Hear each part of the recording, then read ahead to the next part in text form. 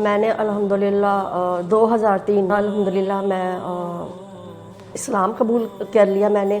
اس وجہ سے میرے بھائیوں نے بھی کافی مجھے مارا پیٹا اور بہت کچھ کرتے رہے، ایون کہ گھر سے بھی چلے جانے کی انہوں نے دی دھمکیاں. میرے والد صاحب کی اپنی بہو کے ساتھ ناجائز تعلقات ہو گئے. جو قادیانی ہیں وہ تو کہتے ہیں کہ جن کے پاس پیسہ ان کو 7 خون بھی معاف ہے. وہ جو دنیا جہاں کا گند کر سکتے ہیں. اس کے بعد وہ کھلم کھلا 14 سال تک اس عورت کے ساتھ رہے. السلام علیکم، ویلکم ٹو آرٹی ریئیکشن. میں ہوں راحہ. میں ہوں طوبہ. اور آج ہم لوگ ایکس احمدی یعنی کہ قادیانی سے مسلمان ہونے یعنی اسلام قبول کرنے کی ایک لیڈی کی سٹوری ہے.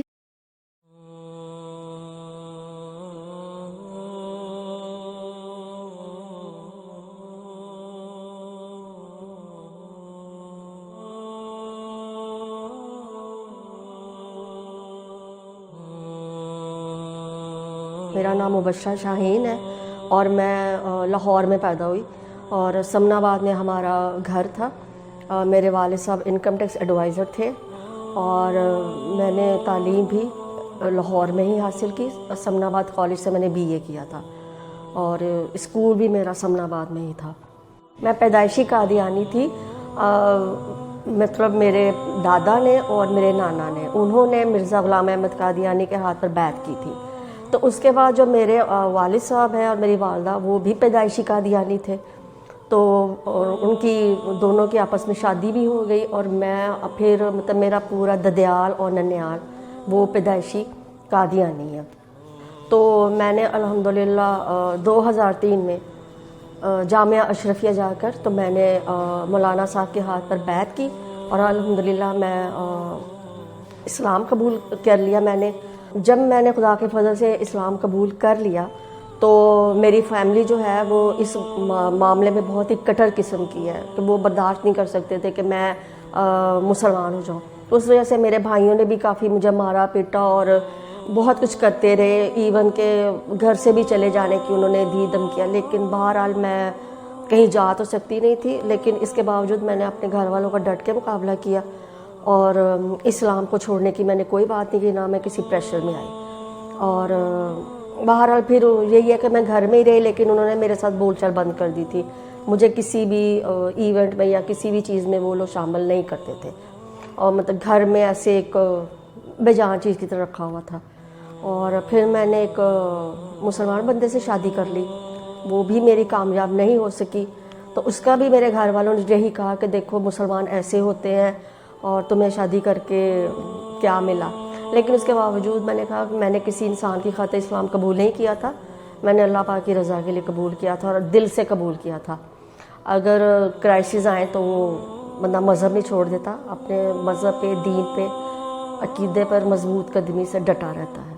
80 میں اور 81 میں میرے سب سے بڑے بھائی جرمنی گئے ہوئے تھے، جن کی بیوی جو ہے وہ پاکستان میں تھی. 10 سال ان کی شادی رہی اور ان کے 3 بچے بھی تھے، 2 بیٹیاں اور 1 بیٹا. جب میرے بھائی جرمنی چلے گئے تو میرے والد صاحب کی اپنی بہو کے ساتھ ناجائز تعلقات ہو گئے. تو شروع میں تو نہیں پتہ چلا، لیکن ایک دن میری والدہ نے دیکھ لیا تو انہوں نے کافی شور بھی ڈالا، کافی احتجاج بھی کیا، بہت کچھ کیا کہ مطلب میرے والد صاحب اس حرکت سے باز آ جائیں.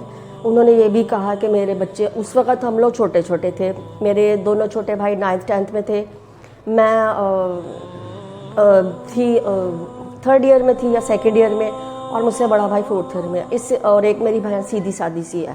میری والدہ نے، چونکہ ہم لوگ اس ٹائم 5 بہن بھائی تھے، بڑی بہن کی شادی ہو چکی تھی اور بڑے بھائی کی بیوی کے ساتھ انہوں نے تعلقات قائم کر لیے تھے. تو اس ٹائم ہم 3 بھائی اور 2 بہنیں، وہ مطلب ہے اس قابل نہیں تھے کہ ہم سب کے سب اسٹڈی کر رہے تھے، 9th 10th BA اور FA میں تھے. تو تب میری والدہ نے جب ان کو رنگے ہاتھوں پکڑا دونوں کو، تو میری والدہ نے پہلے کوشش کی کہ میں اندر خانے اس کو سمیٹنے کی کوشش کروں، اگر یہ باہر تک بات چلی گئی تو میرے بچوں کے فیوچر پہ اثر پڑے گا، کوئی ان کے ساتھ شادی نہیں کرے گا. اندر خانے میری والدہ نے بہت کوشش کی، لیکن چونکہ میرے والد صاحب انکم ٹیکس ایڈوائزر تھے، دولت مند تھے، اور جو قادیانی ہیں وہ تو کہتے ہیں کہ جن کے پاس پیسہ ان کو 7 خون بھی معاف ہے. وہ جو دنیا جہاں کا گند کر سکتے ہیں، بغیرتیاں کر سکتے ہیں, جو کچھ بھی وہ کر سکتے ہیں وہ ان کو الاؤ ہے. صرف اگر وہ پریشرائز کرتے ہیں تو غریبوں کو. جب میری ماں ان کو اندر خانے نہیں سمجھا سکی تو میری والدہ جو ہے وہ ڈائریکٹ مرزا طاہر احمد کے پاس گئیں. اس وقت وہ خلیفہ تھا. امی میری ان کے پاس ڈائریکٹ گئیں تو جا کر میری والدہ نے ان سے کہا کہ میرے گھر میں یہ ایک عذاب آ گیا ہے تو آپ ہماری مدد کریں. اب اس شخص کو جماعت سے نکالنے کی دھمکی دیں, کیونکہ ان کی جماعت میں یہ قانون ہے کہ اگر وہ کسی کو جماعت سے باہر نکالے تو یہ ان کے لیے مرنے کا مقام ہے. نمبر 2, اگر ان کو یہ بھی کہا جاتا ہے کہ ہم اگر جو قادیانی جماعت کو چھوڑے گا اس کو مرتد کہتے ہیں. تو میری والدہ نے کہا کہ آپ ان کو اس طرح سے پریشرائز کر کے, تو ان دنوں صدر ضیاء الحق تھا 81 میں, تو اس نے مرزا طاہر احمد کو اریسٹ کرنے کا حکم دیا ہوتا. وہ ان دنوں اپنی گرفتاری سے بچنے کے لیے بھاگ دوڑ کر رہا تھا, لہٰذا اس نے میری ماں کو سرسری انداز میں لیا کہ حالانکہ یہ ایک بہت بڑی بات تھی کہ ایک شخص سر عام زنا کر رہا ہے اور وہ اس کو بجائے اس کے ساتھ اس کے ساتھ سختی سے سلوک کرتے, اس کو تھریٹ کرتے, لیکن انہوں نے پوری جماعت نے میرے والد صاحب کو سپورٹ کیا. اس کے بعد میری جو والدہ ہے وہاں سے مایوس ہو کے آ گئی. اس کے بعد میری والدہ جو ہے وہ جماعت کے بڑے بڑے عہدیداروں کے پاس گئی, جن میں ایک بہت بڑا عہدیدار تھا قریشی محمود تھا, اور اس کے علاوہ بھی اور بہت سارے عہدیدار تھے جن کے اس ٹائم جو نام نہیں آ رہے. تو ان سب نے میری ماں کو بہت زیادہ ذلیل کیا, دھکے دیے اور انتہائی حقارت ہمیں سلوک کیا. تو میری والدہ نے کہا کہ اگر اس نے اب لوگوں نے اس کو یہ والا کام نہ چھڑوایا تو میں کچھ بھی کر سکتی ہوں. انہوں نے کہا اگر تم نے کوئی ایکشن لینے کی کوشش کی تو ہم تمہیں جماعت میں سے نکال دیں گے, اور اگر تم نے کوئی اور ایکشن لیا تو ہم تمہارے شوہر سے کہہ کے تمہیں تمہارے گھر سے بھی نکلوا دیں گے اور خرچہ بھی بند کروا دیں گے. اور کچھ عرصہ میرے والد نے ہمارا خرچہ بھی بند کر دیا. تو جب گھر میں فاقے آئے تو پھر میرے بھائی والد صاحب کے پاس گئے اور کہا کہ خرچہ وغیرہ تو دیں, اور تو میرے والد صاحب نے یہ شرط رکھی کہ میں اس عورت کے ساتھ سر عام رہوں گا, مجھے کوئی تنگ نہ کرے اور نہ کوئی مجھے کوئی پریشان کرے. چونکہ اس وقت بھائی چھوٹے تھے, کمانے کے قابل نہیں تھے, تو میری والدہ جو ہے وہ جماعت نے ان کو پریشرائز کیا کہ آپ نہ تھانے جائیں گی نہ کچہری جائیں گی اور نہ ہی آپ اس بات کا اشتہار بنائیں گی کہ جی آپ کے میاں نے یہ کام کیا ہے, ورنہ کچھ بھی ہو سکتا ہے, وہ آپ کو گھر سے نکال دے گا. تو امی میری کہنے لگی میں 5 بچوں کو لے کے کہاں جاؤں گی, کیونکہ سارے رشتہ داروں نے, سارے محلے داروں نے, عزیز و اقارب مل سب نے ہم پہ دروازے بند کر دیے. تو میرے والد کو فل پروٹیکشن دی انہوں نے, جماعت نے بھی اور ہر بندے نے, ان کے دوستوں نے, میرے سارے رشتہ داروں نے. تو اس کے بعد وہ کھلم کھلا 14 سال تک اس عورت کے ساتھ رہے جب تک کہ ان کی ڈیتھ نہیں ہوگی. 94 میں ان کی ڈیتھ ہوئی تھی انگلینڈ میں, انگلینڈ سے ہی ان کی ڈیڈ باڈی پاکستان آئی تھی.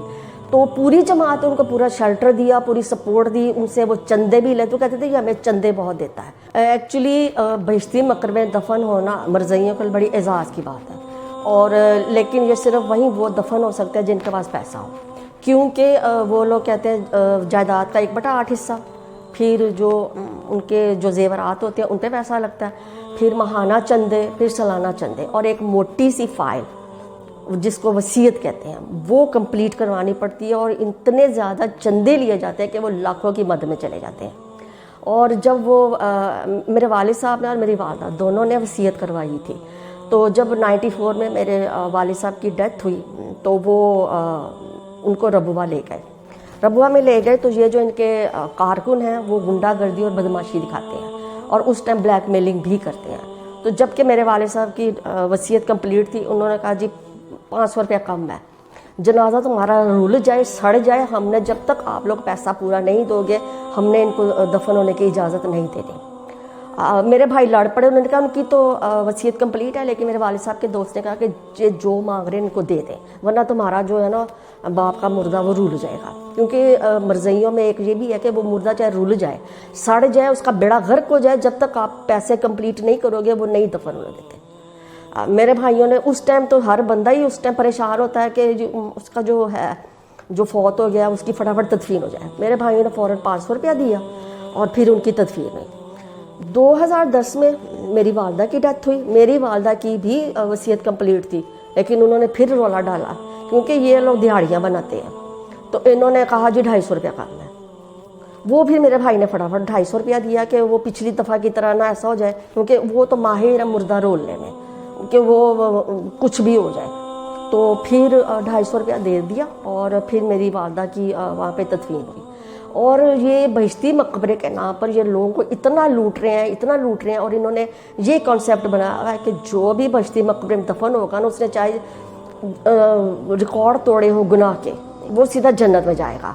ان باتوں کی وجہ سے میں دھیرے دھیرے بہت زیادہ فیڈ اپ ہو گئی. میری جب شادی ہوئی اور وہ میری 4.5 سال رہی اور پھر وہ ناکام ہو گئی، تو میں والدہ کے پاس آ گئی تھی. ربوہ تب وہ زندہ تھی، تو انہی کے پاس میں رہی.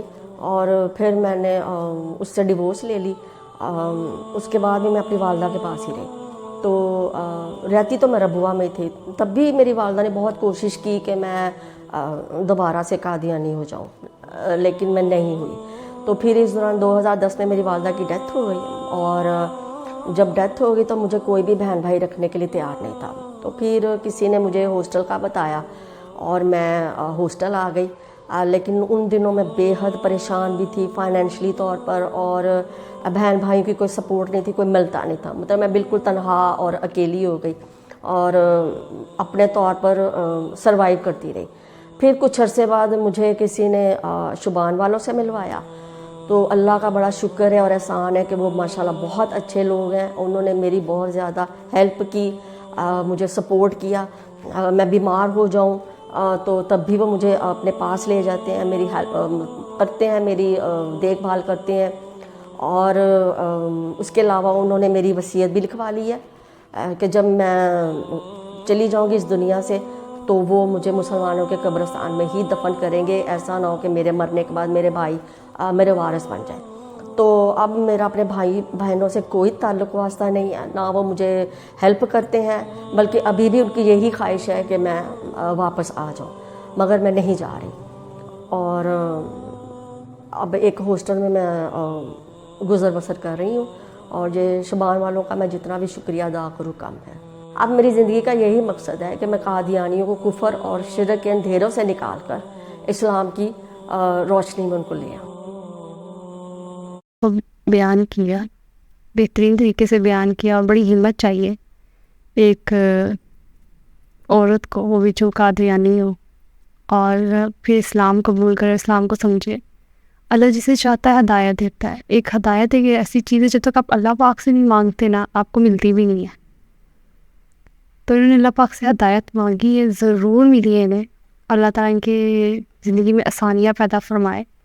بے شک مشکل وقت ہوتا ہے کہ آپ کے پاس ایک فائنینشلی بھی سپورٹ نہ ہو، بہن بھائیوں کی بھی نہ ہو. آئی تھنک یہ امتحان ہے، اور انشاءاللہ یہ ضرور امتحان میں پاس ہوں گی. اور ضرور اللہ پاک نے ان کے لیے کوئی گفٹ رکھا ہے جو ہم جیسے لوگ تو نہیں جانتے ہیں، اللہ پاک بہتر جانتے ہیں. اللہ تعالیٰ ان کو ثابت قدم رکھنے کی توفیق عطا فرمائے، اور یہ مزید قادیانیوں کو مسلمان کرے. آمین آمین. اور اسی کے ساتھ ہم آپ سے کہنا چاہیں گے ہمارے چینل کو لائک کریں، سبسکرائب کریں، اور کمنٹ باکس میں بتائیں کہ آپ کس طرح کے اور کس طرح کی ویڈیوز دیکھنا چاہیں گے. اسی کے ساتھ آپ سے اجازت چاہیں.